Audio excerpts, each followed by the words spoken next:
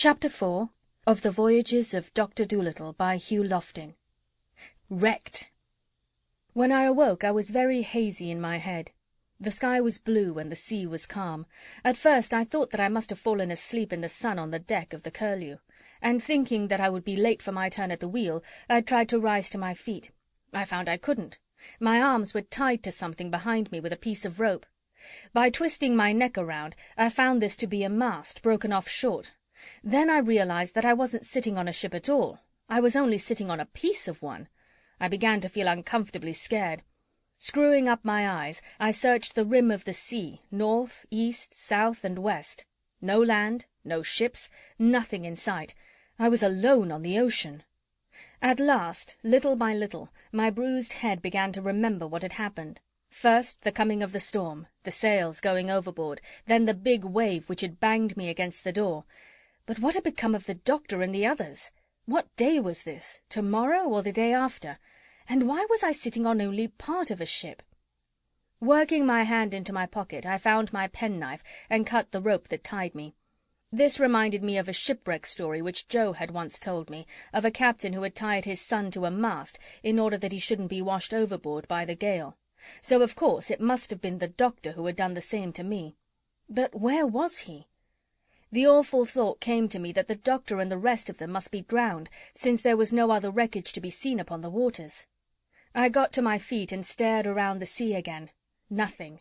Nothing but water and sky. Presently, a long way off, I saw the small dark shape of a bird skimming low down over the swell. When it came quite close, I saw it was a stormy petrel. I tried to talk to it to see if it could give me news, but unluckily I hadn't learned much seabird language, and I couldn't even attract its attention, much less make it understand what I wanted. Twice it circled round my raft, lazily, with hardly a flip of the wing, and I could not help wondering, in spite of the distress I was in, where it had spent last night, how it, or any other living thing, had weathered such a smashing storm. It made me realize the great big difference between different creatures, and that size and strength are not everything.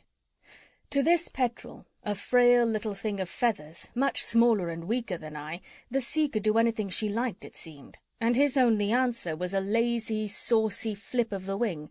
He was the one who should be called the able seaman, for come raging gale, come sunlit calm, this wilderness of water was his home. After swooping over the sea around me, just looking for food, I supposed, he went off in the direction from which he had come, and I was alone once more. I found I was somewhat hungry, and a little thirsty too. I began to think all sorts of miserable thoughts, the way one does when he is lonesome and has missed breakfast. What was going to become of me now if the doctor and the rest were drowned? I would starve to death or die of thirst. Then the sun went behind some clouds, and I felt cold. How many hundreds or thousands of miles was I from any land? What if another storm should come and smash up even this poor raft on which I stood? I went on like this for a while, growing gloomier and gloomier, when suddenly I thought of Polynesia. "You're always safe with the doctor," she had said. "He gets there, remember that." I'm sure I wouldn't have minded so much if he had been here with me. It was this being all alone that made me want to weep. And yet the petrel was alone. What a baby I was, I told myself, to be scared to the verge of tears just by loneliness. I was quite safe where I was, for the present anyhow. John Dolittle wouldn't get scared by a little thing like this. He only got excited when he made a discovery, found a new bug or something. And if what Polynesia had said was true, he couldn't be drowned, and things would come out all right in the end somehow. I threw out my chest, buttoned up my collar, and began walking up and down the short raft to keep warm. I would be like John Dolittle. I wouldn't cry, and I wouldn't get excited. How long I paced back and forth I don't know, but it was a long time, for I had nothing else to do. At last I got tired and lay down to rest, and in spite of all my troubles, I soon fell fast asleep. This time when I woke up, stars were staring down at me out of a cloudless sky. The sea was still calm, and my strange craft was rocking gently under me on an easy swell. All my fine courage left me as I gazed up into the big silent night and felt the pains of hunger and thirst set to work in my stomach harder than ever. "Are you awake?" said a high silvery voice at my elbow.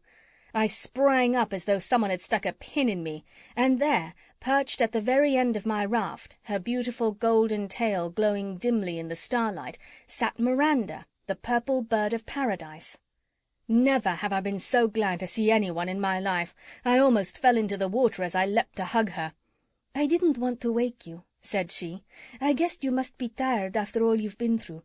Don't squash the life out of me, boy. I'm not a stuffed duck, you know." "Oh, Miranda, you dear old thing," said I. "I'm so glad to see you. Tell me, where is the doctor? Is he alive?" "Of course he's alive, and it's my firm belief he always will be. He's over there, about 40 miles to the westward." "What's he doing there?" "He's sitting on the other half of the Curlew, shaving himself, or he was when I left him." "Well, thank heaven he's alive," said I. "And Bumpo and the animals, are they all right?" "Yes, they're with him. Your ship broke in half in the storm. The doctor had tied you down when he found you stunned, and the part you were on got separated and floated away. Golly, it was a storm. One has to be a gull or an albatross to stand that sort of weather. I had been watching for the doctor for 3 weeks from a cliff top, but last night I had to take refuge in a cave to keep my tail feathers from blowing out. As soon as I found the doctor, he sent me off with some porpoises to look for you. A Stormy Petrel volunteered to help us in our search. There had been quite a gathering of seabirds waiting to greet the doctor, but the rough weather sort of broke up the arrangements that had been made to welcome him properly. It was the Petrel that first gave us the tip where you were."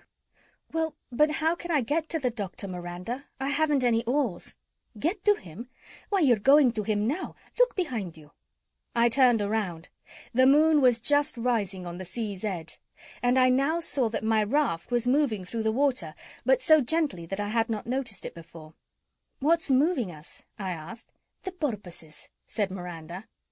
I went to the back of the raft and looked down into the water, and just below the surface I could see the dim forms of 4 big porpoises, their sleek skins glinting in the moonlight, pushing at the raft with their noses. "They're old friends of the doctor's," said Miranda. "They'd do anything for John Dolittle. We should see his party soon now. We're pretty near the place I left them. Yes, there they are. See that dark shape?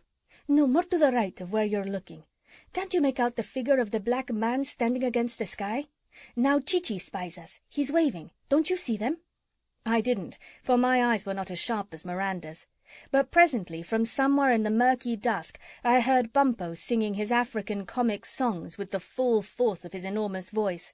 And in a little, by peering and peering in the direction of the sound, I at last made out a dim mass of tattered, splintered wreckage, all that remained of the poor Curlew, floating low down upon the water. A hello came through the night, and I answered it. We kept it up, calling to one another back and forth across the calm night sea, and a few minutes later the two halves of our brave little ruined ship bumped gently together again. Now that I was nearer and the moon was higher, I could see more plainly. Their half of the ship was much bigger than mine. It lay partly upon its side, and most of them were perched upon the top, munching ship's biscuit. But close down to the edge of the water, using the sea's calm surface for a mirror and a piece of broken bottle for a razor, John Dolittle was shaving his face by the light of the moon. End of chapter 4.